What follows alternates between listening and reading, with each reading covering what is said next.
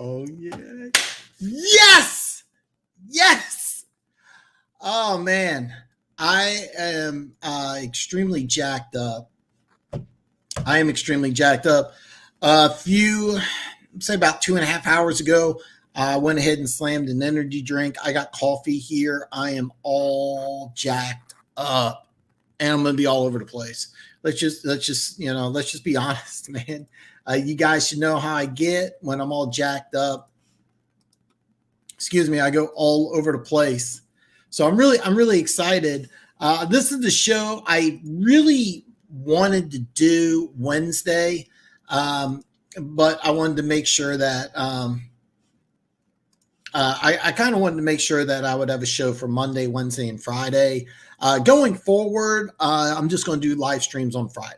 It'll just be Friday night. Hey, let's talk some football. Great way to start your weekend. And I'll be doing a Friday live stream all throughout the off season, the draft, everything. Mike, what's up, brother? I almost know what you're going to pick. I'm going to break down all 6 games. And I have action up and down. And I want to reveal towards the end of the show, at least for the last half or whatever, I'm going to reveal what I put action down on. And I'm going to give you my opinion on all 6 games. And of course, if you're watching this live, I want to hear what your opinion is and what you're going to pick. Before I do that, though, I don't recommend doing this, but I always recommend that, there's Facebook groups that talk football, and there are Facebook groups that talk about sports gambling. I have no idea why I try to educate these fools. So one guy put, hey, should I just put 300 on the Bears?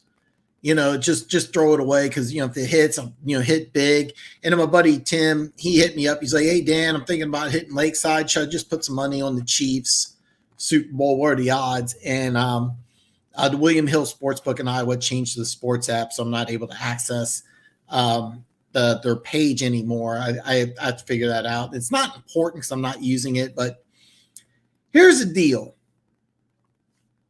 If you're going to make a bet like that, whether it's the Chiefs or the Bears, you're better off just betting the money line, okay? You're better off just betting the money line on that game and then just make several bets. In the Chiefs' case, to win the Super Bowl, just take the money line 3 times. You'll win almost the same amount of money. For the Bears, if instead of taking 300 to win the Super Bowl, put 300 on money line. You'll almost triple your money if you hit, and then you're already in the positive. Then take another 300. Do it a couple times. Don't take 300. Of course, one smart ass responded back, I lived in Vegas. And as soon as somebody says, well, I lived in Vegas, you instantly know it's going to be a stupid comment.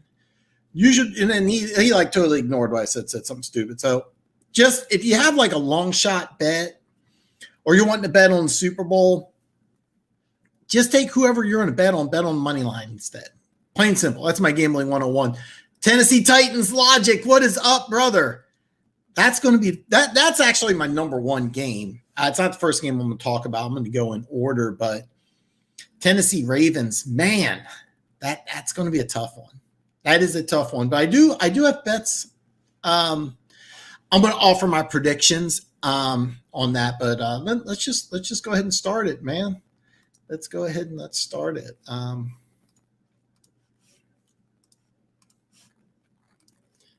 Man, I am super jacked up, and let's go ahead. By the way, you can always email me at thedanshow@yahoo.com. They haven't joined yet, but James went ahead and sent me some stuff regarding the Lions, which is pretty cool. So, by the way, if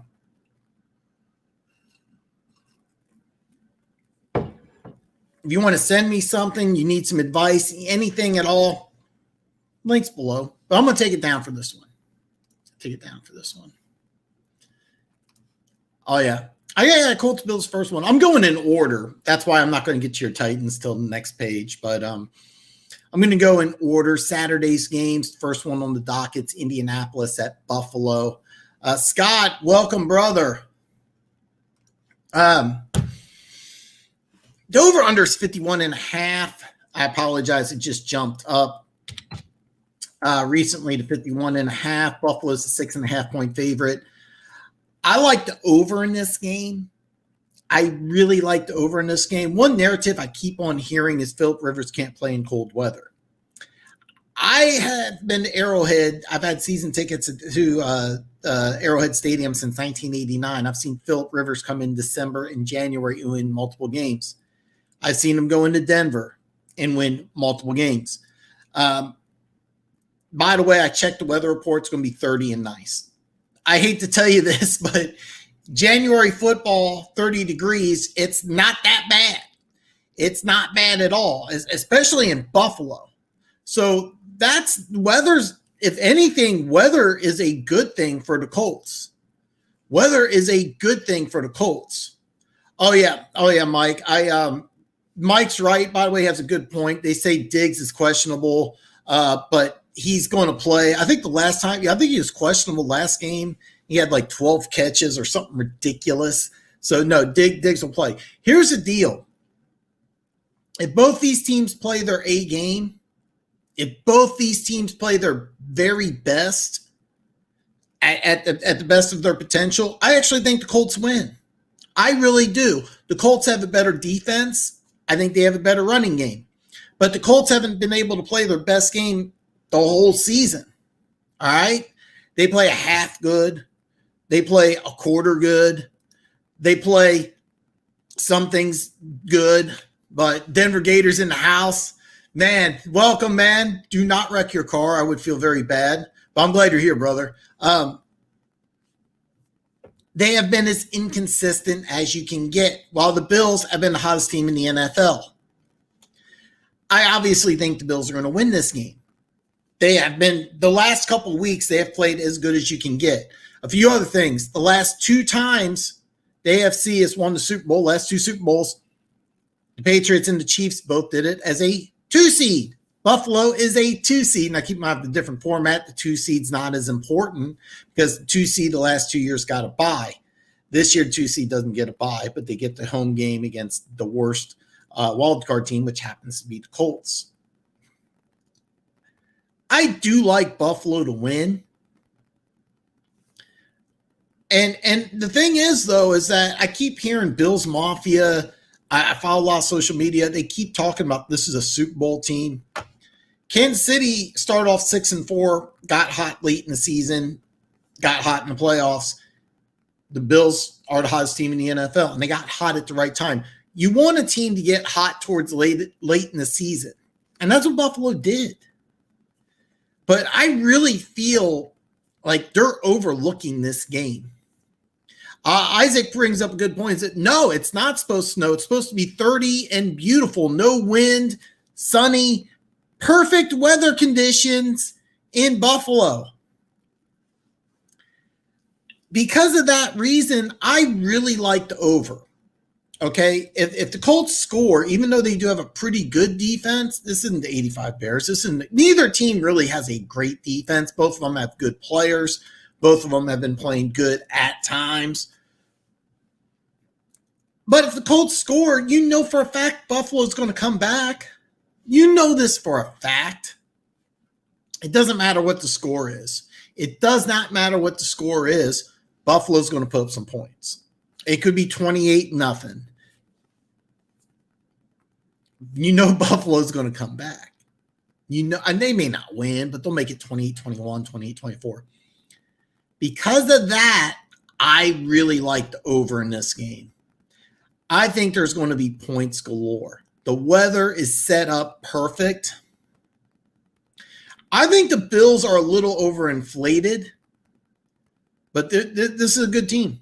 This is the hottest team in the NFL. But when you're a team that hasn't won a playoff game in a long time, and you think you can roll out your helmets and win a playoff game against a very dangerous Colts team, a team that, if all things considered equal, I really believe this, if both teams played an A+ game, I think Colts win. But the Bills have been playing like A++ level the last several weeks, where the Colts have been playing like a C. I don't think teams can turn it up that much. I really don't.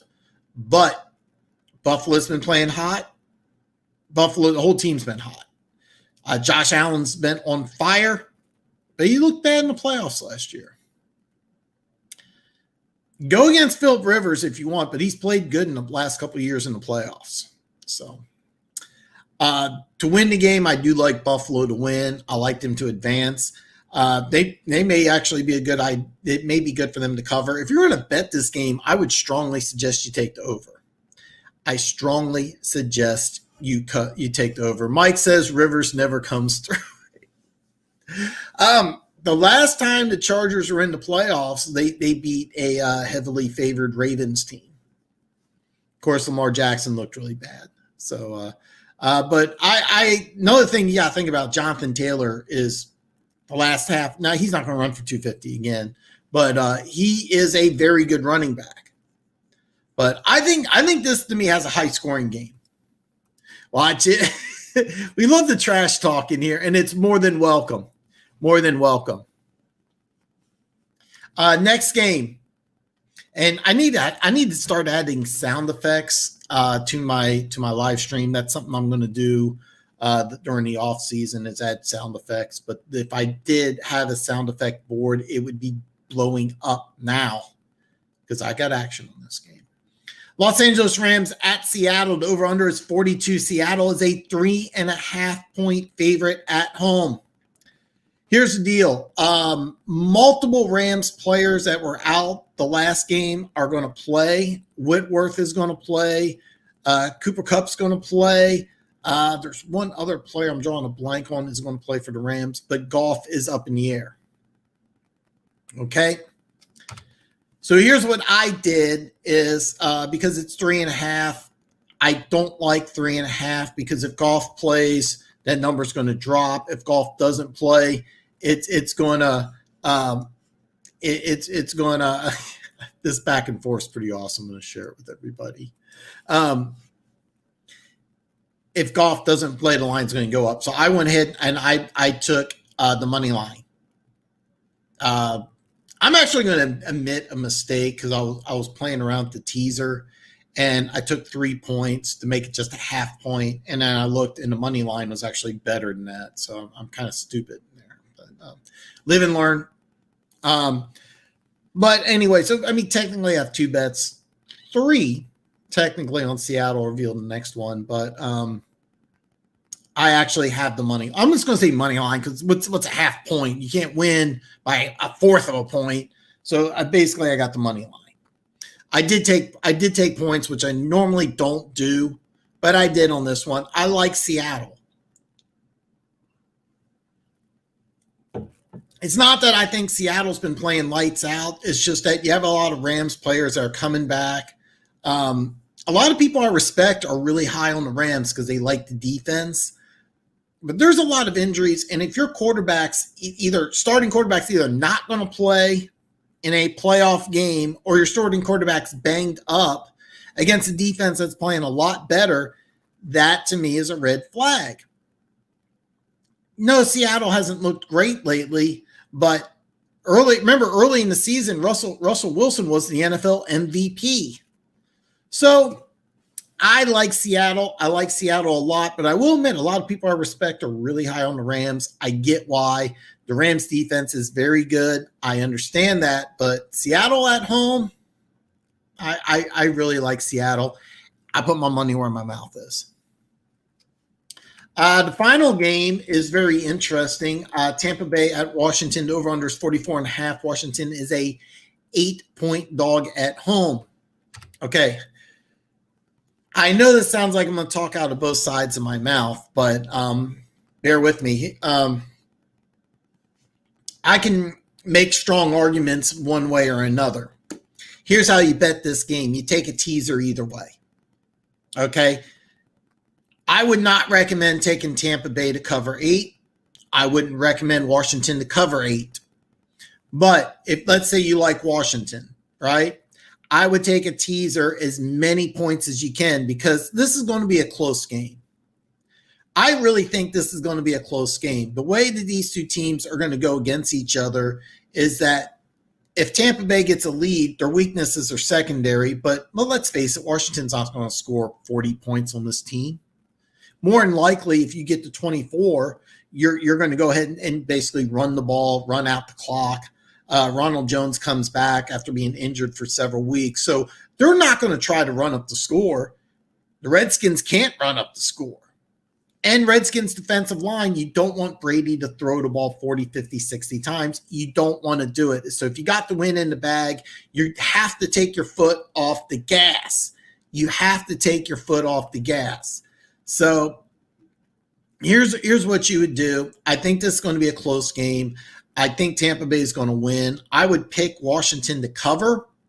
But if I'm going to bet this game, whether I like Tampa Bay or Washington, you got to use a teaser.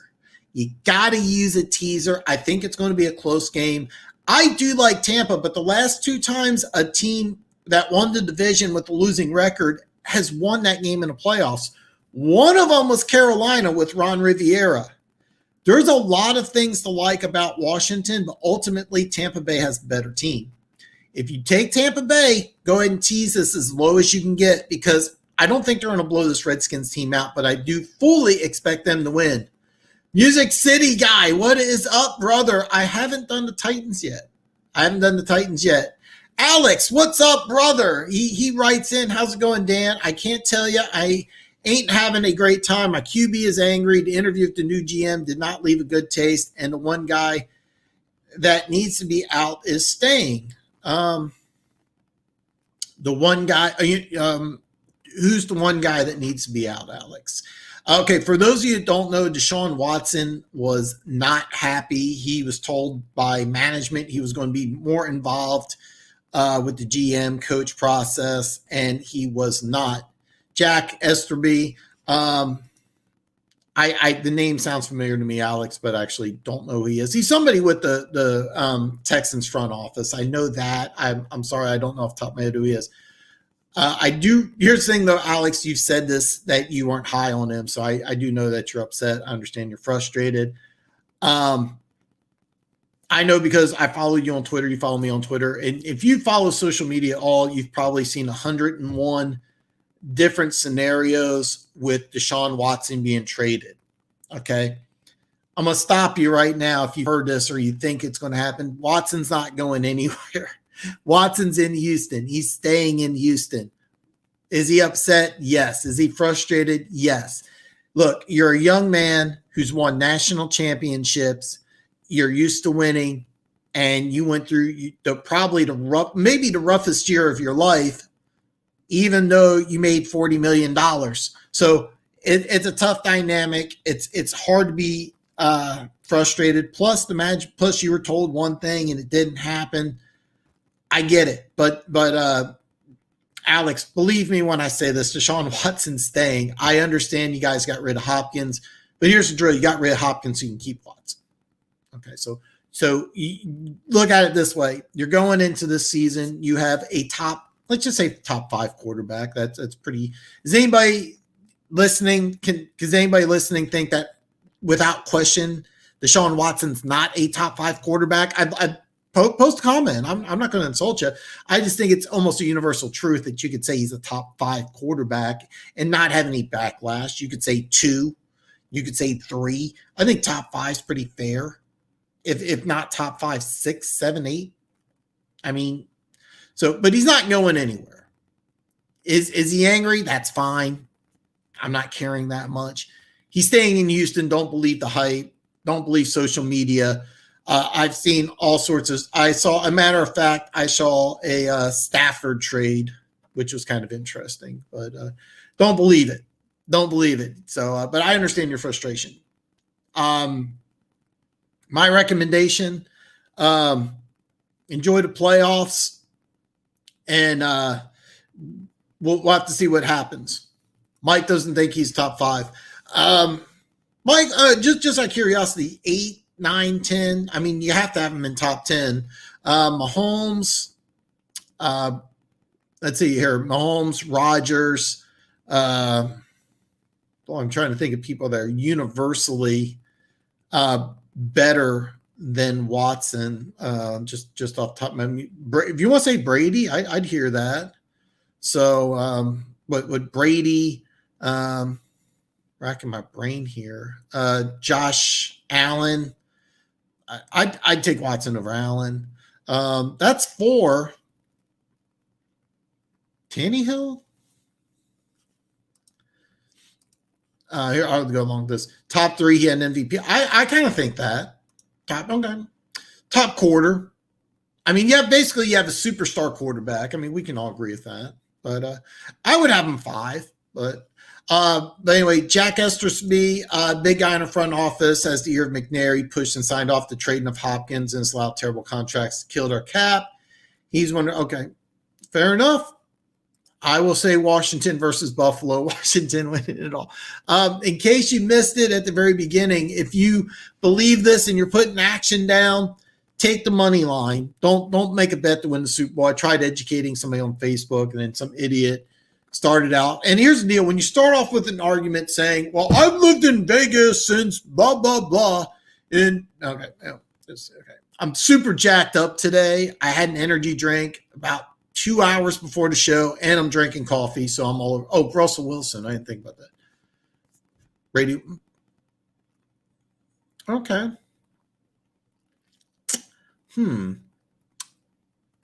I disagree on a few of those, but I get where you're coming from. I get where you're coming from. I would disagree on a few, but I get it. That puts them at 7. All right. Fair enough. Mike, this is never going to be a show where everybody has to agree with me. I will always give you credit for turning me on to Coastal Carolina early in the season. I know you know your stuff. And the best part about this show is that it's basically a place where we can talk football. That's what I want.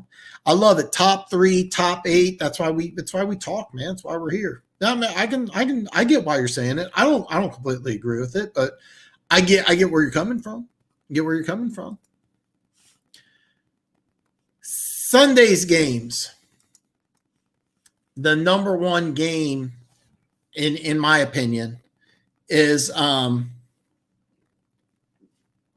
Baltimore versus Tennessee. The over-under is very high. It's 54.5. Tennessee is a 3-point favorite. Alex says, I don't put money down myself. This is just what I want to happen. This year deserves a Washington Super Bowl. Oh, man. I have to admit that would be kind of funny. As a Chiefs fan, I'm kind of thinking the best team in football should win it. Well, that's me, I mean. Yeah, I tell you the truth, it would. What about the Bears winning it all? Wouldn't that be awesome? So, but out of this game, out of all 6 of these games, I can make a strong case why Baltimore would win this game. Oh yeah, Rodgers. That would put him at 8. Yeah.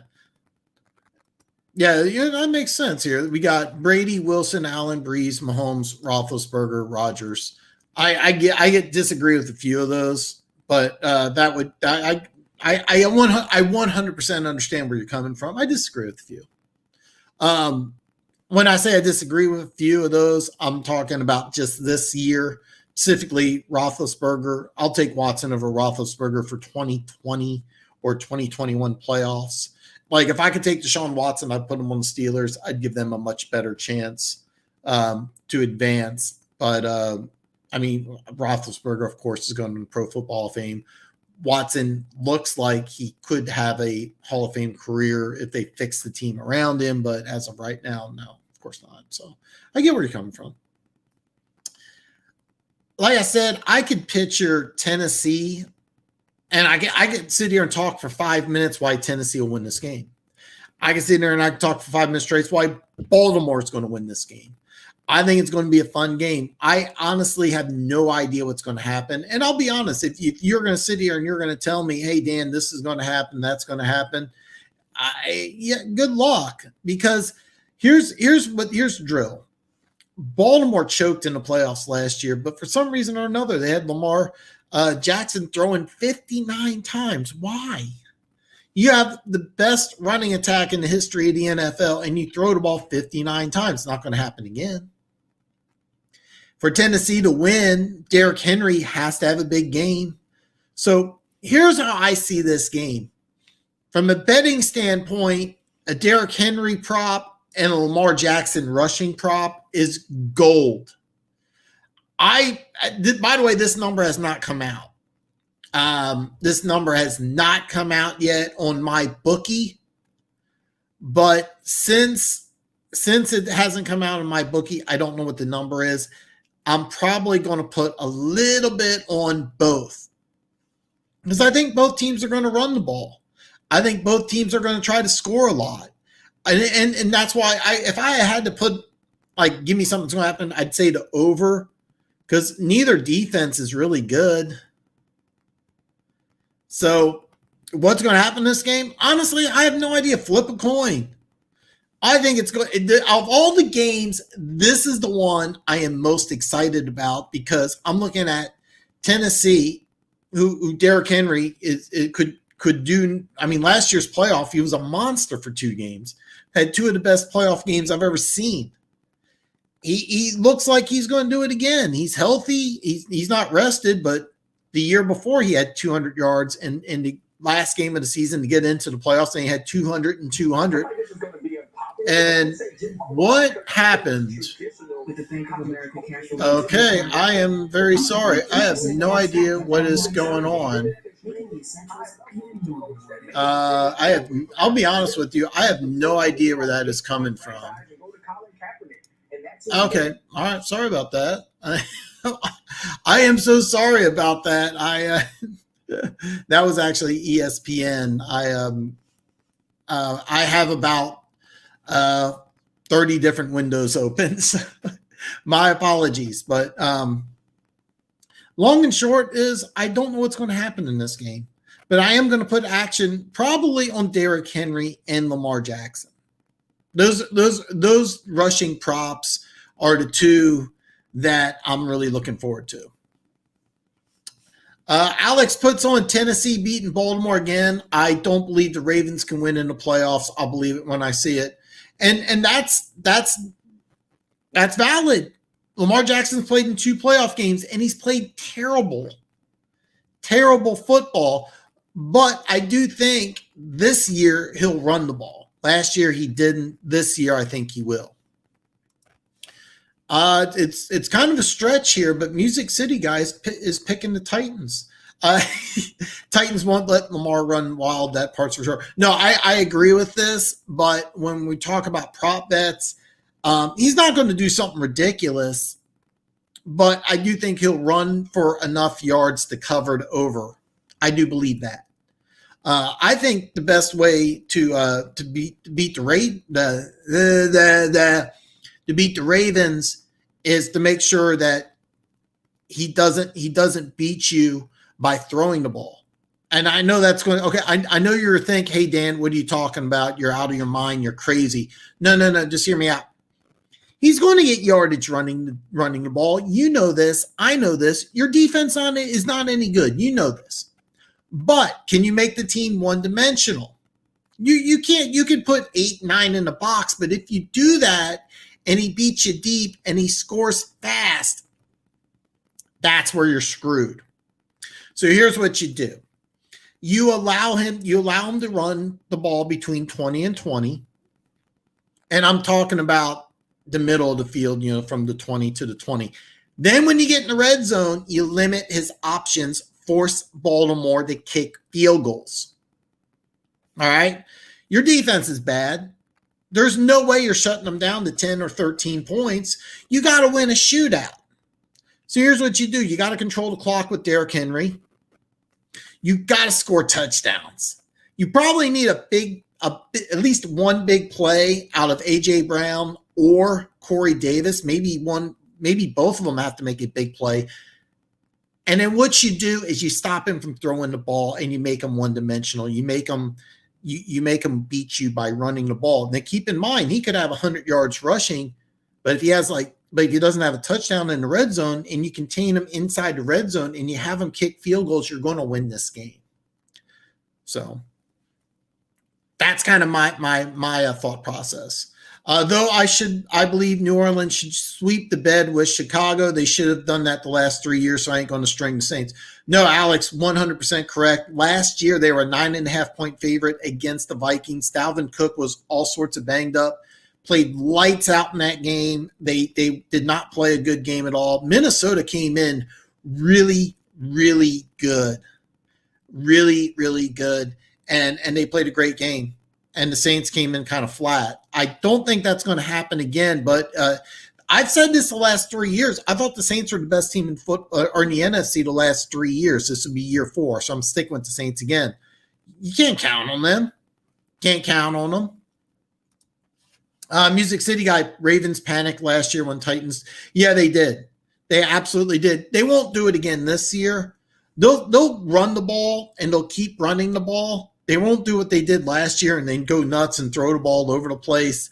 But can you stop Lamar Jackson from having a huge game? The answer is yes. And what you do is you put minimal pressure on him, drop 8 back, and then you say, hey, look, throw the ball. Go ahead. And what he'll do is he'll run the ball. He'll get first down.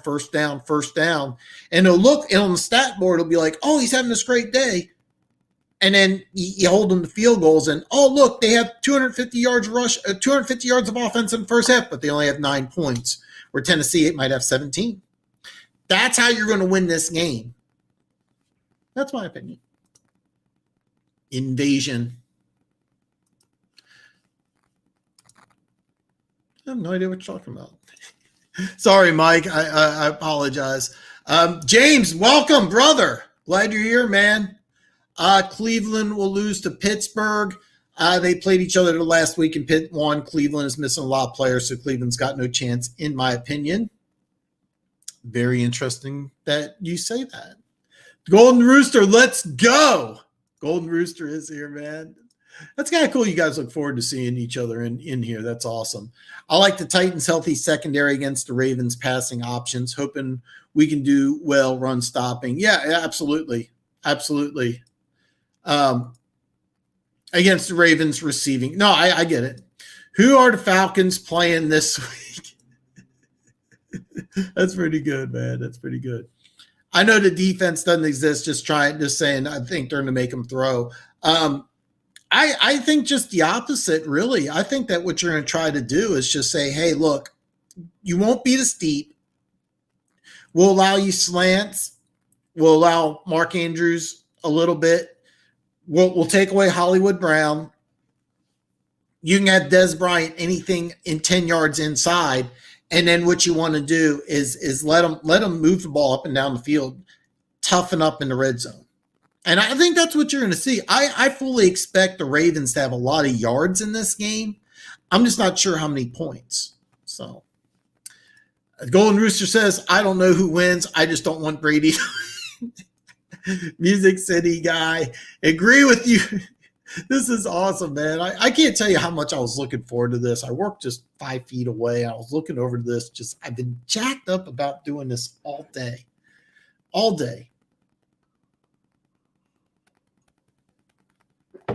If the Titans take a lead, we should be good. Ravens cannot really play from behind. I 100% agree with that. I 100% agree with that. And that's why I say let them run, but don't let the Ravens pass, because what you want to avoid more than anything is you don't want a quick strike. You don't want the Ravens get a cheap touchdown. You don't want the Ravens to get up 7-0 early. You don't want the Ravens to get up 14-0. You want to go ahead and make them earn it. Make them march down the field. Just make them march down the field. I think the Ravens will get a lot of yards. I just wonder if they'll get lots of points. That will be the key. I felt like the defense from the Titans held them back last year. Better defense this year. I actually think the defense was a lot better last year. Last year they did pretty good. It's going to sound crazy, but they kept Kansas City to 35 points. But they did have a lead in that game. How they played against the Patriots was great. I mean, they played really good against the Patriots. They got the pick 6 late when the score was 14-13, if I remember right. And And then they played great against the Ravens, held the Ravens to 12 points. A lot of turnovers, a lot of Lamar Jackson choking. But last year, the Tennessee Titans defense played pretty damn good. They just ran into, I'm a little biased, but one of the greatest offenses in NFL history in the Kansas City Chiefs. You had Tyreek Hill. You have Mahomes. You got Kelsey. Sammy Watkins was healthy during the playoffs, played very well in the playoffs. So I don't think the defense is bad. When I looked at Tennessee, I thought that they were a team that was 9-7, should be about 9-7, 10-6. On paper, they're better this year, and it shows. They won the South. So I think it's the better team, but the defense isn't as good. That's my opinion. So interest in the line in Cleveland, Pittsburgh doesn't move, might actually put money down. I'm going to touch base on that, and I apologize. I just wouldn't have gotten a rant. I don't have much to say. So, James, man, you say whatever you want, listen to whatever you want. That's the whole point of the show, man. I'm just talking about the 6 playoff games. So anything you want to interject, man, you want to talk Lions, man, I'll talk Lions. Howdy, Tennessee Titans logic. I think the Ravens are going to be able to contain Henry, while I think Tennessee can contain Lamar in the running game. Ravens are going to be forced to throw the ball, and they ain't that amazing with that. No, they're not. But the one thing I worry about is that the passing game's better because you have Mark Andrews and you have Des Bryant. If I'm the Ravens and I have the opportunity to get a bomb or play action pass or get a flea flicker and I get some points early, that's a massive advantage. I think what Tennessee's going to do is try to force the Ravens to march down the field. They just want to avoid big plays. That's all it is. And with Baltimore, they may want to do just the opposite, try to put 7 or 8 in the box, play man-to-man on those receivers and force Tannehill to beat you. So the Bears Saints, yeah, it's very big, and we'll go into that. Mike, dude, how do you feel? You know what's off topic a little bit. If you don't want to reveal it, that's fine. Hopefully you feel okay. I've heard some bad things about that. I'm glad you did. And for those, a little off topic, I apologize. I know Florida's been a bad state for COVID, so I hope that I've heard some weird after effects. So hopefully you don't have any after effects. I'm glad you're okay. That's the main thing, man. So this is good news. It's good news for me, unless you're feeling some side effects. So Chicago at New Orleans, over under is 47. The Saints are a 10-point favorite. I like the under in this game, and I'll tell you why. I really don't expect the Bears to put up much of a fight. I really don't. Keep in mind, Alvin Kamara is coming back from COVID. This is good. Hey, Mike, this is good. Good news. I hope that next week when I do the show, give us an update on how you feel. Hopefully perfect. I'm a little worried. You also have Michael Thomas. He's coming back from an injury. Of course, Drew Brees played the last couple of weeks. I think he's okay, but I'm not going to bet on 10, but I don't trust Chicago either. I don't see this being a high-scoring game. I just don't. And if I'm the Bears, this is how you win the game. David Montgomery has to get about 30 touches. He has to have a big game. Trubisky has to make plays with his legs and his arm. I personally think that's I can't bet 10, but I think the Saints are the best team in the NFC. I'm not going to touch this game. But let's say I had to make a bet. I would take the under. I would take the under. I could easily see 21-10 Saints. That to me looks very plausible. So the games with large lines are more unpredictable than ones with small lines. So I wouldn't count out the Bears, even though they seem almost weaponless. I'm crossing my fingers for a controversial test. I have to admit, that would be awesome. That would be awesome. And the final game I'm going to go over is Cleveland at Pittsburgh. Over under is 47.5. Pittsburgh's a 6-point favorite. I did a teaser and took Pitt down to 3 points, and then I did a 2-team parlay. I got Pittsburgh and 3 points and a Seattle money line. So it's not a great parlay, but I like Pittsburgh to win this game. I'm not sure they're going to win by 6. I'll be honest with you. I would feel pretty confident saying Pittsburgh's going to win by 6. I'm not buying Cleveland in the playoffs. Cleveland barely beat the backups. The Steelers, the players the Steelers rested didn't really get a bye this year due to that unusual situation. So Roethlisberger, Watt, and a few other players that took off the last week of the season. I think that's actually – it was funny because so many people complained about the Eagles, which I understand why people complained about that, by the way. Nobody complained about the Steelers playing everybody to try to get the 2 seed instead of the 3 seed. Steelers said, you know what? Hey, let's just go ahead and rest our guys. We'll get one home field game, and we'll go into the playoffs knowing we get one home game, and we'll go from there. I kind of like that. So the way I see it is I do like Pittsburgh to win this game. I feel very confident that Pittsburgh will win this game. 6 is a big number. And bottom line, Cleveland can run the ball. I mean, Cleveland can run the ball, and they already did beat this team, but I feel very confident. So what I did is I did a little parlay action. So the 2 bets I have are Seattle, and then I have a small bet, Seattle, Pittsburgh parlay. What I'm going to do is I'm going to check out these rushing props, take a look and see where they're at, because I think both of these rushing props are going to hit. And those will probably be my bets. By the way, since this is Sunday, I'll probably know about this Saturday. Keep in mind, if Seattle loses this game, I probably won't do anything because I automatically will lose this one. Excuse me. Or I may just go nuts on Pittsburgh. May just get on going on tilt. Hold on, I'm sorry. Trubisky isn't the guy I trust to win a major game. Bears walked into this in a drunken haze, not because no, I agree with that. Now, I thought they made a mistake in how they handled Trubisky, and I heard that they're working on an extension. But if I'm Trubisky, I want to get the hell out of there. If I'm Trubisky, I'm going to get out of there after the season's over. I'm going to go somewhere else. And, put yourself in the same situation Ryan Tannehill's in. Go to a team as a backup quarterback, do everything the right way, and then if you get a chance, excel. That's what Ryan Tannehill did, and now he's a starter. He got paid a lot of money, and just go from there. Just go from there. That's the way I would do it.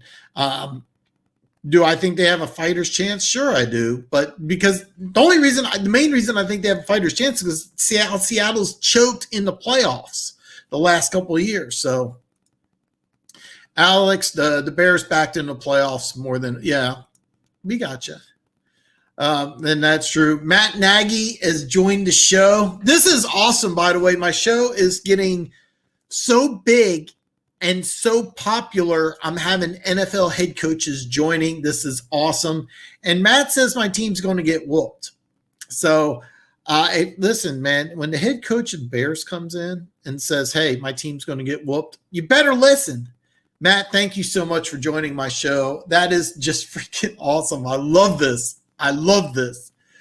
Music City guy also giving out some congratulations for making the playoffs. That's not bad. And at least the no names have momentum with a win going. Yeah, I believe that. I'm going to tell you something about this Redskins game. I wouldn't rule out Washington winning this game, but if you're going to bet on the Redskins, I would take a teaser. I would take the points. I wouldn't bet the money line.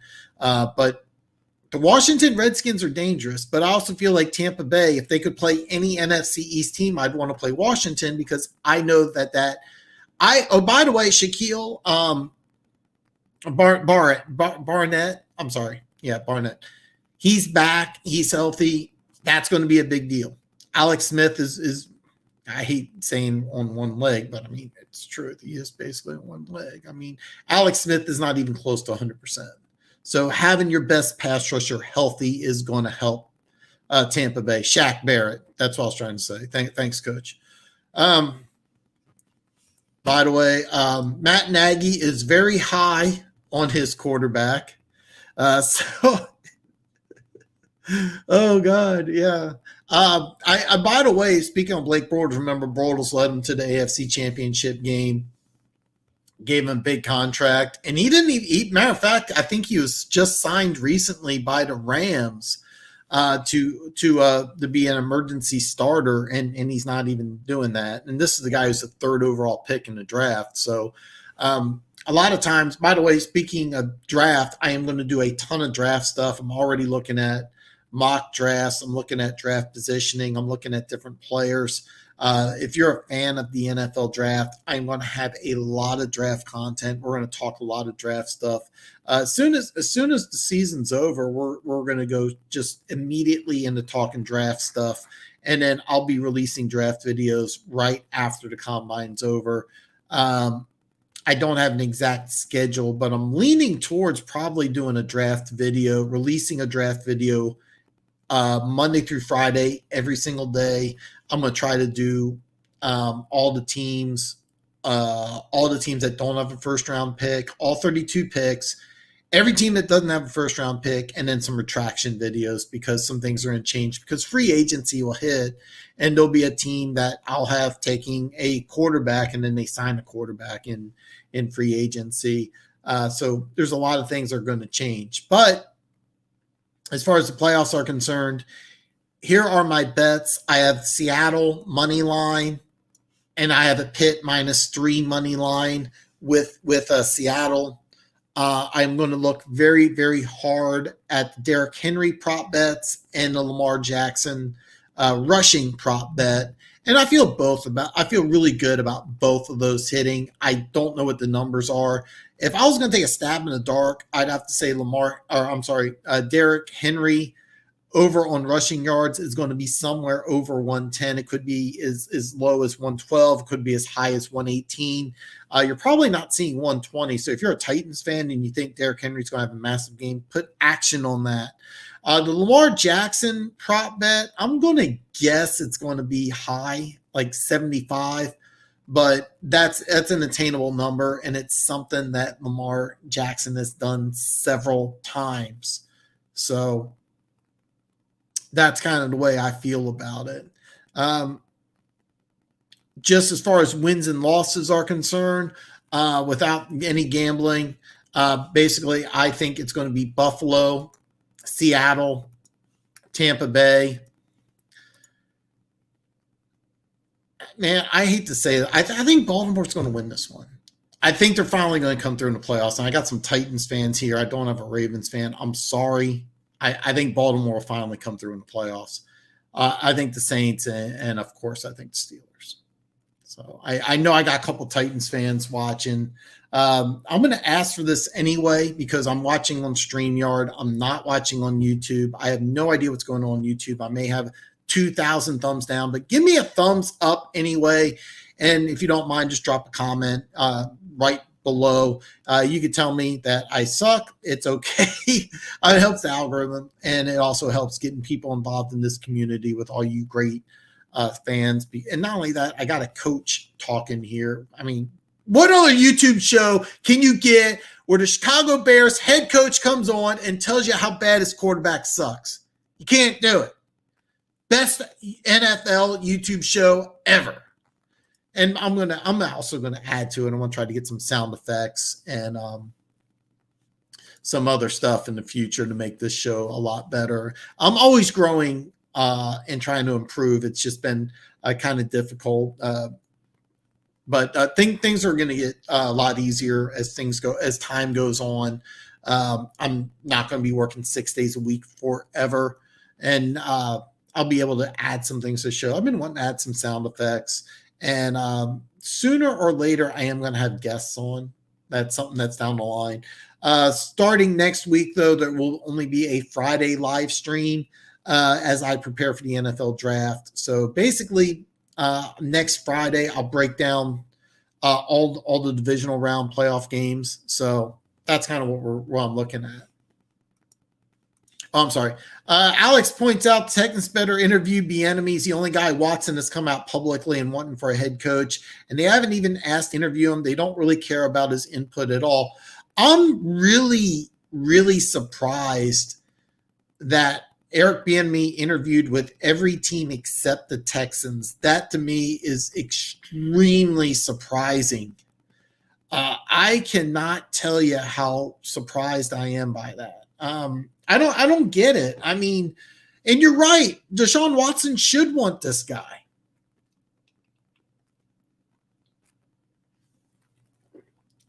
Mike, I almost spit out my coffee. Mike, I almost spit out my damn coffee. So, yeah, I am very surprised about this. I have no idea if it's because they can't talk to him during the season. There may be a situation with Bieniemy's agent working with Houston, but I kind of doubt it. I'm very surprised. Even though I'm a Texans fan and don't really like Tennessee, I still don't believe Baltimore come through. That's the whole point of the show, man. The whole point of the show is because I want conversations. I would not bet on this game at all, the Baltimore-Tennessee game, because I honestly could flip a coin. I just kind of felt like I needed to just come out and say a prediction one way or another. I kind of felt like I just need to say something. But what I'm going to bet on is Derrick Henry and Lamar Jackson running the ball. I'm not going to go ahead and bet on anything either way. But yeah, I mean, that to me of all the games, like that's the one I kind of got circled. That's the one I really, really gotta watch. That's the one I gotta watch. But no, I'm not gonna bet on that. Music City guy says you're picking the Titans Ratbirds game. He gives you 2,000. Music City guy is awesome, by the way. I love this guy. So yeah, I don't blame you if you gave me a thumbs down. But I do think that Derrick Henry will have a great game regardless. James asked, try to get Matt Patricia on your show and ask him who he thinks the Lions will hire for a head coach. That's actually something I'm really looking forward to. I'm really excited to see who they're going to get, even though I think it's going to be Robert Saleh. This comment almost made me spit out my coffee.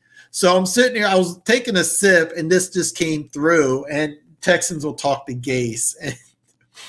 By the way, Gase will get a job as a quarterback's coach. He will get a job as a coordinator. I don't even think he'll go.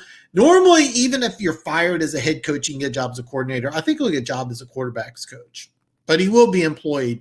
I don't think he's going to be a head coach anytime. Maybe never. He may get blacklisted as a coach. Head football coach.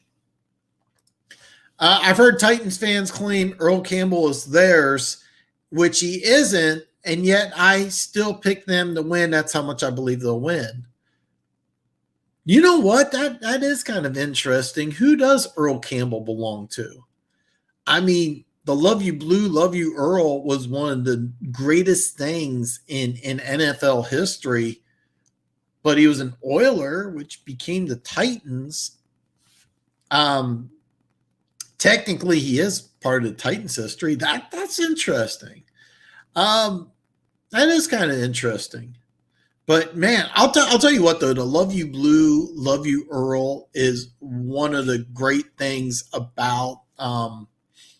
Is one of the great moments in it. Those 3 seasons he had from 78 to 80 are, I think, the 3 best seasons of the first 3 seasons. The 3 best first seasons of any running back ever. Eric Dickerson's first 2 seasons are the best 2 of any 2. I can argue Terrell Davis maybe best 4 seasons, but those 3 seasons, find 3 seasons better than Earl Campbell's first 3 seasons. Fine, you can't do it. I thought at first, because he had the last I'd have to look this up to be sure, but they switched from a 14 to a 16, either in 79 or 80. So his last season of those 3, which is 80, He had 1,908 yards, if I remember right. It was a 16-game season, not a 14-game season. But Earl Campbell is, oh my God, one of the greatest running backs you'll ever see. I did list top 10 running backs. He didn't make my list, which made me feel bad. But ultimately, because really it's only those 3 seasons. He played, I think, for 7 or 8 years, but those 3 seasons were the only 3 seasons. And it's kind of hard to put him on the all-time list, which is so hard. But in his prime, nobody better than Earl Campbell. Mike, don't get. He's referring to the Texans talking to Gaze. Food for thought. All the games this weekend, which team do you think wins or loses by a special teams play, botched extra point, missed field goal, clutched field goal, clutch field goal, muff punt? I think that will come down to Baltimore and Tennessee. Both those teams really put a lot of effort and emphasis on special teams. John Harbaugh is a former special teams coach. Keep in mind, Gronkowski was somebody that the Tennessee Titans went after. And by the way, how they beat Houston, the doink field goal, that was actually one of the big reasons I thought they drafted the kid out of USC. I'm drawing a blank on his name. I'm doing a bad job with names, but he was returning punts and kicks. I'm going to look it up real fast. It's driving me nuts. You guys know who I'm talking about. He now plays nickel corner for, and he just got healthy. Went to USC. He was the 18th pick overall. I can't believe I can't remember his name. I'm looking it up right now. I feel like such a dick. You guys know who I'm talking about.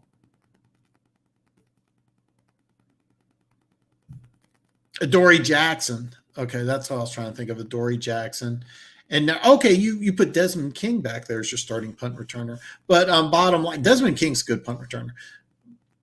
Out of all the games, I think that Baltimore-Tennessee game, Baltimore could make some long field goals.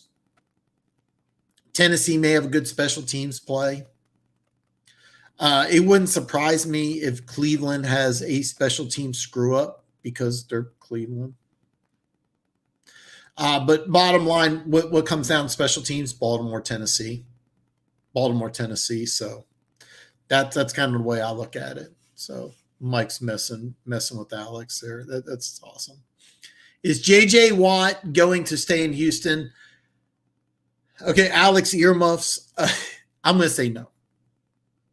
I think that the new regime will ship him out.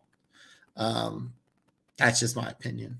I would love it if he stayed there. I really would. But you gave me a question. One of the staples of my show is that if you ask a question, I give you an answer. Greatest Houston Texan in the history of the organization, probably be the greatest player in the history of the Houston Texans for a very, very long time. I'm going to say no. I'm just going to say no.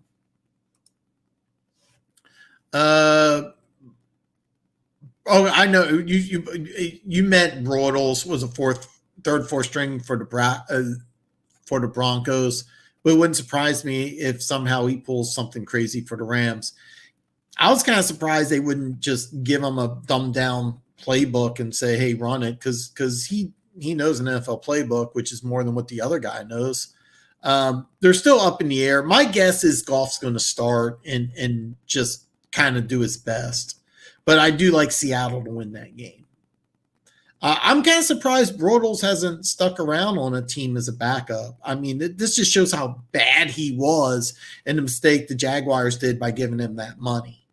I thought that he was a really good quarterback coming out of University of Central Florida. I thought going third overall was a major mistake because he was a guy that had a lot of issues and really needed to sit behind somebody. And I would like him to be able to sit behind somebody and have a chance. So I'm kind of thinking that there's a reason why he's been bouncing around the league. He probably just doesn't really love football. He's just a good athlete. I mean, he's made a lot of money. Hopefully he hasn't, because remember he got like a big contract as a rookie, your third overall pick. He got $60 million. I mean, he probably has made over $100 million as a player. Probably that's a fair amount, over $100 million. Hopefully he's not broke. But being that you can't stay on a team and you're the third overall pick, not even as a third string, that says something. So, Alex, technically the Titans have the Oilers' history. and James also will go with the Houston Oilers. Someone said Gase would be the new Alabama offensive coordinator, but I doubt it. So, that actually makes sense. But the only thing I have against that is I didn't think that Gase had any college experience, but that's actually something I've been meaning to follow up on, is who Alabama's going to hire as their offensive coordinator, because Steve Sarkisian, of course, is taking over for Texas. What's his name? Lane Kiffin, he took over at Ole Miss. No. Isn't it? No. Alabama. I'm sorry, Mike. Alabama hired Mike Bobo, former. I know his former Georgia quarterback, and I forgot where he was, but no, that's the coach, Mike Bobo. Dan, have Tanny.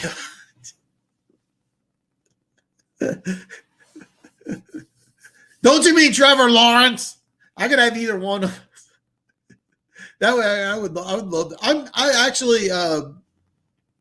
Luke G, I was on his show a couple times. He told me a while back if I ever wanted to, he'd have me he'd come on my show. I've been meaning to see if he wants to come on. There is a chance I may have him on to talk some draft stuff.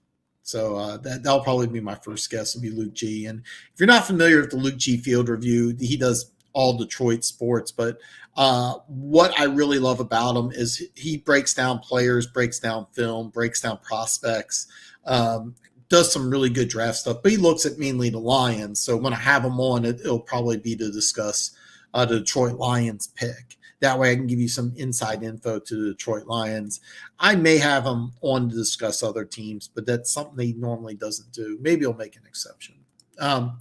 He's a Houston running back, not a Tennessee running. Or that's an insult to ignore the greatest Houston running back by calling him a Titan. Alex goes, this is an awesome debate. Is Earl Campbell a Houston or Tennessee running back? That is awesome. That is awesome. He is a Houston running back. He is considered an Oiler. History split into Oiler era and Titan era.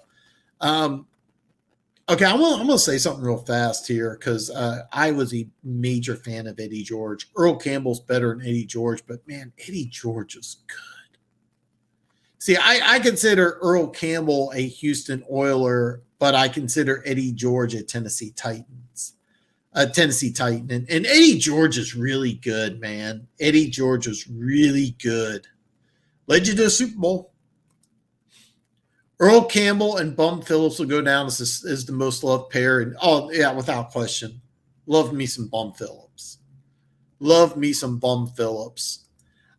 In the interview, our owner and new GM said there was no plan to trade Watt or Watson anytime soon. Most likely will only allow them to walk.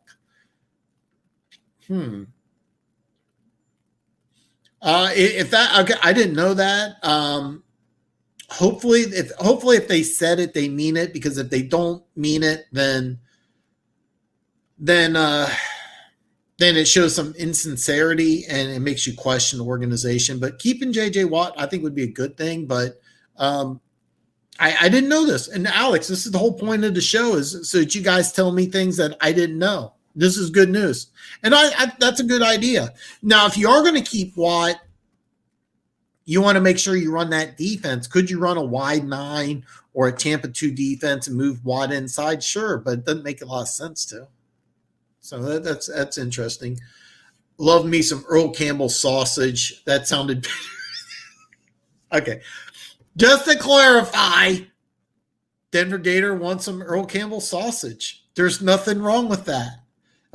Okay. In all fairness, there is an Earl Campbell sausage, not Earl Campbell sausage. You can buy it at Price Chopper. For those of you who are in the Kansas City area, Price Chopper is a grocery store. I have not had any Earl Campbell sausage, but Denver Gator is on record saying he wants some Earl Campbell sausage. So glad we're having this show on Friday night. You do have to be 18 to join the show. That's one of the it's one of the requirements is that you do have to be. This is an 18 and older channel. So Denver Gator loves some Earl Campbell sausage.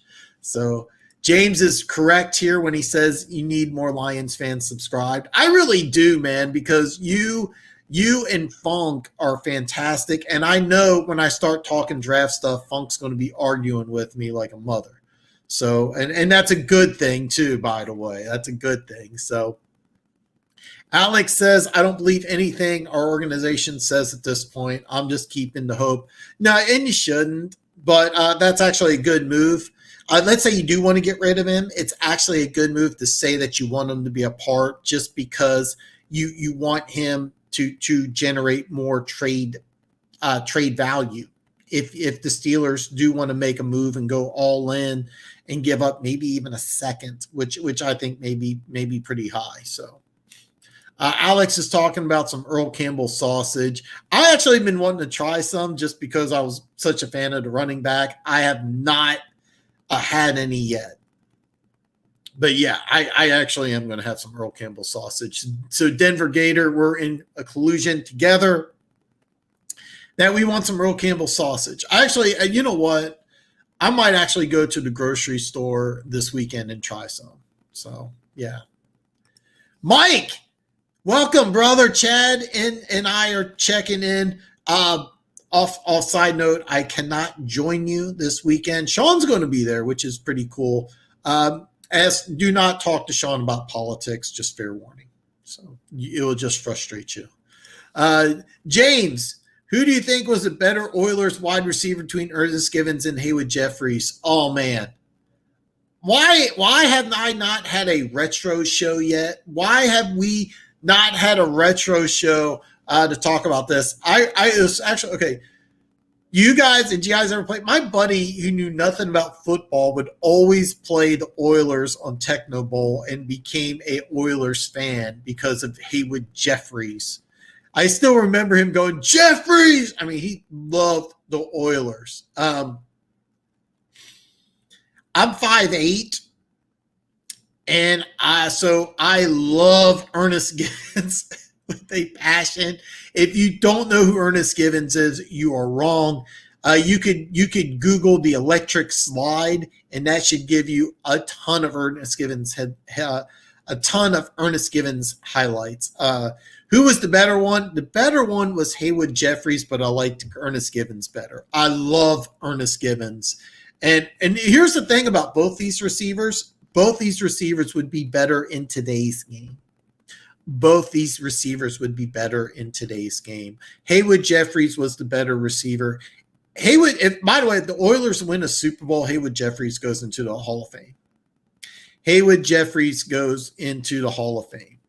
I'm telling you that right now. Ernest Givens is one of my all-time favorite players. I could be 120 years old with Alzheimer's, not knowing who my name is, and I will still be able to do the electric slide. I probably won't know that I can do the electric slide. I'll probably break some bones, but I love the electric slide. I loved Ernest Givens, and God, that was such a fun team. That was such a fun team. It was also one of my favorite moments in NFL history when Joe Montana in 93 went down there and won. I remember, oh God, long story short, I ended up kissing some girl I didn't even know after the game, and like, yeah, of course she wanted some VAN. I mean, you know, who doesn't? Yeah, I know you do. And I know, man. I know, James. I need to do a retro show. I don't know why I haven't done it yet. Anything after 99 is not allowed, so we can talk about like the greatest show on turf. That's kind of like my thought process. Anything in the last century, you can talk greatest show on turf, Air Coryell, the run and shoot, all those things. I'd love to talk some Air Coryell, Charlie Joyner, Wes Chandler, Chuck Muncie, Dan Fouts. I would love that. Warren Moon, one of the coolest people I've ever met in the whole world. So, yeah, Mike, you'll thank me for this. He purposely only texted me because he was trying to get a rise out of me. Just don't. He's a good guy. We'll go into some details, but I'm saving you because it'll hurt your head. So I didn't touch base on this, but I would actually love to hear from the Detroit fans in the house. Are you guys fired up about the Harbaugh extension? By the way, what happened, and I was really surprised about this, is Harbaugh was extended with the University of Michigan. Normally, I don't talk college, but I do want to talk this because Harbaugh has been mentioned to be in the running for several NFL head coaching positions. If this was a normal year, I would think Harbaugh would be fired because of everything that went on. Another thing is, even though I don't talk about this a lot, I put a ton of stock into recruiting classes. Normally, the people that do the recruiting classes are usually spot on. Now, more players have been transferring, and I haven't put together a spreadsheet or done a lot of research on players going from different college to college, but I've been trying to pay attention to some of it. There's some different players that have left, that have gone to different schools, but nothing overly big that I should focus on. At least I don't have time. But yeah, Alex, yeah, he got extended. Yeah, and bottom line, it's though that the recruiting classes, though, they're almost always accurate. The people that do the recruiting for the high school guys, they're as good as anybody. They're as good as anybody because 9 out of 10 times those guys are dead on about these players. It's actually, think about it. You have millions of guys, millions of high school players, and somehow ESPN or the different companies that do these rankings almost always get them right. I mean, occasionally there's a 2 or 3 star player that comes in and plays lights out. Pat Fitzgerald, the coach to Northwestern, he was a 1-star walk-on who ended up being a 4-year starter, I think a 2-time All-American. I mean, that happens on occasion. Drew Lock, he was a 3-star player, but he ended up being a starter at the University of Missouri as a true freshman. And then there's Anthony Simmons, who played at Olathe. I always get them mixed up, but it's Olathe North. It's like 10 minutes from here. He was supposedly a 3-star recruit, but I'm going to tell you something. Clemson doesn't pick up 3-star recruits from the middle of Kansas. So whoever was evaluating for Clemson had him as a 4-star recruit. I shouldn't go over that too much detail about that. But bottom line, I pay a lot of attention to recruiting classes, and Michigan, I think, has a top 10 recruiting class. So Harbaugh is doing some good things. He's just not producing wins. So bottom line, I firmly believe that if this was a regular season, they would let him go because they're bringing in good players anyway. But sooner or later he needs to go ahead and produce some wins. Finally, Alex, Oilers should have won a Super Bowl. Bum Phillips always should have won a Super Bowl with Campbell. They're always one game away. The problem is that they went against in 78 and 79 the Pittsburgh Steelers, and the Steelers 78-79 teams are probably I did a list of top 10 Super Bowl teams of all time, and I think the 78 Steelers oh, geez. How high do I have them? I'm embarrassed. I had them at 3. The 78-79 Steelers were arguably the greatest team of all time. That Oilers team, if they would have gotten by Pittsburgh, they would have beat the Rams in Super Bowl 14, and they may or may not have beaten the Cowboys in Super Bowl 13. Super Bowl 13, for those of you who don't know your history, was won by Pittsburgh 35-31. Most famously, Jackie Brown, a Hall of Fame tight end, one of the greatest tight ends to ever play, came out of retirement to help the Cowboys and dropped a touchdown pass in the end zone. And the guy announcing the game goes, and Jackie Brown is the sickest man in America right now. This guy was so good. That's the only thing he remembers is him dropping a touchdown in the end zone. They kicked the field goal. The score was 35-31. So if you do the math, it would have been an overtime game, arguably the greatest Super Bowl of all time. Staubach versus Bradshaw. And Staubach, and a lot of people will tell you to this day Staubach was a better quarterback than Bradshaw. I don't know. It's a great game. Both of them are great quarterbacks. But bottom line, those Oilers teams are really good. Good defense, good quarterback play. It would have been nice, but yeah, they weren't as good as the Steeler teams. They just weren't. Bottom line. Oh man, the purple people eaters, the fearsome foursome. Alan Page, one of the greatest players of all time, and what he's done off the field's phenomenal. Anybody who says Jim Brown is not the greatest running back who ever lived is wrong. Speaking of son of bum, does he go back to Dallas as defensive coordinator to go to the dark side of the Raiders? Dallas. Oh, I did not mention this. Yeah, Dallas did fire their defensive coordinator. I'm not sure if Bum Phillips goes back there or not. I'm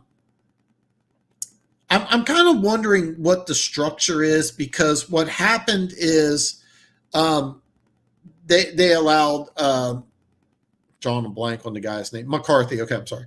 They allowed Mike McCarthy to bring his own guy as defensive coordinator, but Jerry Jones has his guy in Kellen Moore staying as offensive coordinator. So I'm wondering who's going to have to stay on the defensive coordinator. Is it going to be Mike McCarthy? Because if it's Mike McCarthy, he's going to want somebody who he has a history with. Okay. He's going to want somebody who he knows, who he respects.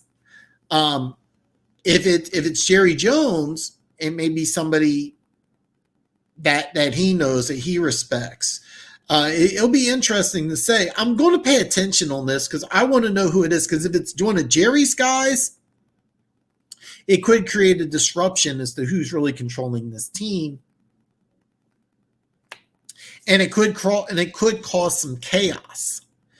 If it's one of Mike McCarthy's guys and it shows Jerry Jones stepping away, to me, that's a good sign for the Dallas Cowboys. So I'm going to pay a lot of attention to who they hire.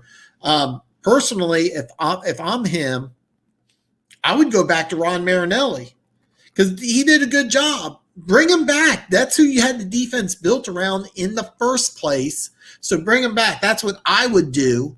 But I want to know, is it Ron McCarthy? Is it Mike McCarthy's decision or is it Jerry Jones's decision? That's going to be very interesting. I heard that Harbaugh's contract, it was basically a prove it deal, beat Ohio State, Big Ten title. Really? This is part of the reason why I do the show, man, is I want to know these things. He really does. He really needs to win. He really needs to beat Ohio State. Plain and simple. And it's going to be hard because they are loaded. Ohio State, I've seen like they have a couple 5-star recruit. Okay, just 101. A 5-star recruit is a player who will be an NFL player. There's any year you'll have anywhere between 20 to 50 5-star players, and 90% of these guys go in the first 3 rounds of the NFL draft. Even if you're not going in the first 3 rounds of the NFL draft, if you're a 5-star player, you often will get drafted just based on the fact that you're a 5-star player. Case in point, Michigan receiver Donovan Peoples-Jones. If you looked at him on the film, he's not even draftable. If you look at his production at Michigan, not even draftable. Now, he had an awesome combine, but the Browns drafted him just based on the fact that he was the 5-star player. He was the number 1 receiver coming out of high school. He was better than Jerry Jeudy. He was better than Ruggs. Who was else there? Better than CD Lamb, better than all those guys coming out of high school. Never lived up to it. Michigan had the label of lazy, doesn't really love football. Now he did ace the combine, and he's also been pretty good in Cleveland. Better, good for a 6th-round choice, not good for a former 5-star player. But when you land multiple 5-star players, you are guaranteed to have a top 10 draft. I know Ohio State has at least 2 and several 4-star players. In a year, general rule of thumb, you're probably looking at anywhere between 150 to 250 4-star players. Ohio State might have the number 1 recruiting class in the country. Michigan also has top 10. But yeah, I mean, bottom line, though, you got to beat Ohio State. If you're the head coach of Michigan, you got to beat Ohio State. You just have to. Yeah, that's a possibility, but you also have to realize is that Michigan has a ton of donors, a ton of legacy with the board. I don't think that's really that big of a deal. Could be, but I don't know that for a fact. But I do know that there's donors, people that have access to the University of Michigan that have lots of money. So. Know a guy who's a huge UNC fan, brought up the A&M game, and he wasn't happy. I am not a diehard A&M fan. I'm a U of H. Oh, really? Find it, though, a bit funny, though. Mac Brown started his career at the University of North Carolina. Then he went to Texas, of course, won national championship. Wasn't able to get a quarterback, but he recruited a ton of NFL talent. But when he was at North Carolina, he got a ton of talent. I actually spoke to a guy, and I can't remember his name. I was like plastered drunk. Long story. It's actually a great story. But anyway, me and this girl and a couple other girls, we were drinking, and the guy he played for the University of Texas, played on that national championship team. He came down. We're sitting here, we're having drinks. Anyway, I was like, can you tell me about the team and everything about that? And he says, oh yeah, man. He says he actually signed the play, and he said that he was like, Mac Brown was the greatest recruiter, the funnest guy I ever talked to, but he never said to anybody, hey, I want you to line up here or shoot this gap. He was like a CEO and recruiter. He wasn't good with the X's and O's, but he says world-class recruiter. He was mad because after he signed, Pete Carroll went to USC, and he goes, I would have rather played for Pete Carroll. And I was like, yeah, that option. He says, yeah, I probably could have. And I was like, wow, that's awesome. So anyway, lots of alcohol. I mean, tons of alcohols involved. Great night. The story, I'd love to tell you some of the stories that happened that night, because it was a great time, but not that type of channel. I know we do a little cussing, but it's not that story. Great story, though. But anyway, really cool night. But I thought it was interesting, though, because Mac Brown, a world-class recruiter, but apparently he doesn't really know his X's and O's. North Carolina, by the way, is recruiting a ton of talent. And in the ACC, it's not that hard to win, 8, 9, 10 games. But University of Houston, I remember those run and shoot days with what was it, John Jenkins. He had David Klingler, Andre Ware. Don't say that name in front of Lions fans, though. But I actually always liked the University of Houston. Those run and shoot days. Remember they beat SMU 95-21. I remember that. But I will say this, though. Jimbo Fisher is recruiting a ton of talent for A&M. A&M's going to be loaded, even though Kellen Mond is going pro. I'm always amazed at the accuracy of recruiting classes. Oh yeah, I wonder how to say. You know what? I'm kind of curious about that too, but I'm just going to go with how good they've done in the past, because here's the deal: if you don't take it from me, Around the Sticks podcast with Bucky Brooks and Daniel Jeremiah, both those guys were NFL scouts. If you listen to any one of their podcasts, they'll probably tell you that if you hit on 50% of your picks in the NFL draft, you're hitting a home run. Like that's great. The guys that do these recruiting classes are right like 95+% of the time. 95+% of the time. like I said, if you're a 5-star player, you're going to end up being a first, second, or third round pick in the NFL draft. You can go to any college in the country. Um, yeah, I'm always amazed at how well they nail these guys. But I mean, I'm not really sure even how they do it. I would love to talk to somebody and figure out how they do it. But I do pay attention to rankings. I occasionally pay attention to players, not always, but occasionally do. So, I played Techno Bowl so much. I wore 97. I wore 77 because of Mecklenburg. I wanted to be the albino rhino. Dude, Techno Bowl was. I remember one time I was in high school. We played Techno Bowl till like 2 a.m. I came home and my dad was 50 different flavors of pissed off, and I said, Dad, you're not going to believe me, but we were just playing Techno Bowl. And I don't know how he did it. My dad's the greatest guy in the world. I am so blessed and lucky to have like the greatest dad in the whole world. Great man. Great man. He had this way. I mean, here I am. I'm in high school. I come home, 2, 3 in the morning, or maybe it was after high school, so really young. And he just looked at me, and he had this. I don't know. I'd love to know how he did it. But he just looked at me and said, "Oh, okay, go to bed." Like if I was lying, he would have known it. But I told him the truth, and he just, okay, go to bed. And that's what I did. I went straight to bed, and but yeah, man. Oh God, I love Techno Bowl. I love Techno Bowl. It was so much fun, man. I still play. I have NCAA on the old Xbox 360. I still bust it out every once in a while. I would easily pay over $100 if EA Sports comes out with an NCAA game. I would easily pay over $100. That was easily my favorite football game. But Techno Bowl, oh, great game. Great game. Kellen Moore turned it down. Kellen Moore turned it down. He's going to stay in Dallas. My guess is that he will take over when Mike McCarthy leaves.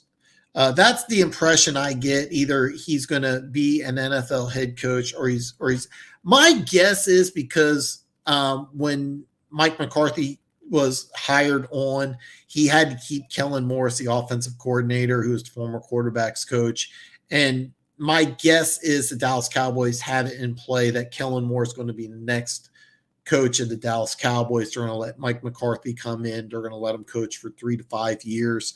They're going to let him do his thing unless they bring in a Jerry Jones approved defensive coordinator. It'll be very interesting to see how that works out.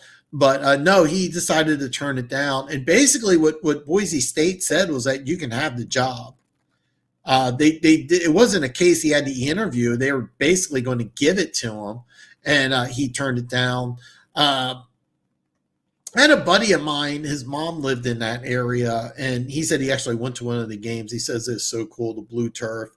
I don't know how attractive of a position it is, to be honest with you. I really don't. I wish it was a great job. I don't think it is, though. I mean, the expectations for you to win are high. Recruiting can't be easy. And then you also have the problem of, let's say you do go undefeated. Let's say you do have a great season. You're going to be maybe in the top 10. You have no chance of winning a national championship, which is unfortunate. But no, he turned it down, though. University of Houston's a good team. They got a solid coach and a good quarterback. If they can get a little more for the offline to win a bowl game next year. Who is their head coach now? The guy who got fired from the University of Texas, he should have stayed at Houston. He should have stayed at Houston. I can't think of his name. He took over. I thought it was a bad move by Texas. Now Texas hired Steve Sarkisian. Hopefully it works out for Steve Sarkisian. I'm not a big Texas fan, but I think college football is better when Texas is a legitimate top 15 team at least, or at least as good as Oklahoma. That's my opinion. James played electronic footballs. You know, as a little kid, I did too. My buddy had it, and man, I actually remember that. But in high school, we played Techno Bowl, and then in my 20s, I played NCAA. I actually have it. I have an Xbox One and an Xbox 360. I have the Xbox 360 only so I can play NCAA. I haven't played it in months, I think, but every now and then I'll break it out because this last version was actually pretty good. But Dan Holgerson. Remember, I'm trying to think of the. I know the name, but I'm drawing a blank on who he is. I know the name, and I think I remember it part of history, but actually I don't remember off the top of my head. And University of Houston's had 2 players go through the draft the last 3 years, surely. The coach from the University of Texas, and I'm drawing a blank on his name. Oh, wait a minute. It's not, okay. Dana Holgerson, he came from West Virginia when they had Geno Smith, 2 other receivers that went into the NFL. Oh, God, what's his name? He went to Towson High School, 10th overall pick. Was supposed to be used as like a Tyreek Hill. Never really panned out. The Rams gave him like $42 million. I can't think of his name. He had that guy, another guy was drafted in the 3rd round. And Dana Holgerson is famous for spread offense, passing concepts. Pretty good coach. It was actually funny because a lot of people were like, why are you leaving West Virginia for Houston?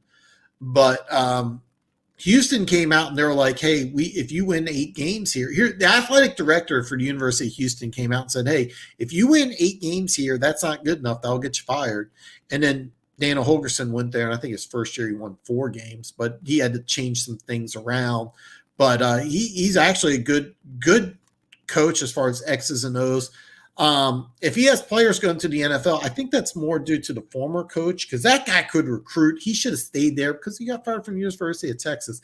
He's a good coach. He'll go somewhere else. Won't make as much money, but that's just the way it is. I cheated, though. I, of course, was Detroit. I used to tip the game when I cheated at the ball. That is awesome, man. That is awesome. You know what? I haven't looked it up in a while, but I was told that they're selling for a ton of money on eBay if you have one. Collector's item now. I have no idea. Somebody told me that not too long ago, but I actually remember that, which is awesome. All right, guys, I'm going to wrap this up. Real fast. If you have any questions, you need any assistance, I am going to shut my phone off early, so I won't have access to emails, text messages, etc. But if you do need some help or you want some advice on something to put action on, you can always email me. I'm going to shut my phone off early tomorrow, but I will have it on for the first part and before the game. So if you need to make a game time decision, I do have money already on Seattle for Saturday. I'm going to wait till the prop bets come out, and I'll have to unfortunately let you know after. I'll have to let you know what I bet on next Friday. There's only going to be a show on Friday from now till the start of the NFL season. Once the season kicks off, as soon as the schedule and that is announced, when the season kicks off, we'll go back to Wednesday and Friday. But from now to the rest of the season, I think I'll only stick with Friday shows. That could change, but right now I'm leaning towards just a Friday night show, just something to really kick off the weekend, something for me to get pumped up about, and hopefully you can get pumped up about. So before I leave, don't forget, comment below if you don't mind, and give me a thumbs up, even you Titans fans. Even though I insulted you, please give me a thumbs up anyway. Guys, have a great weekend. I'll see you Friday.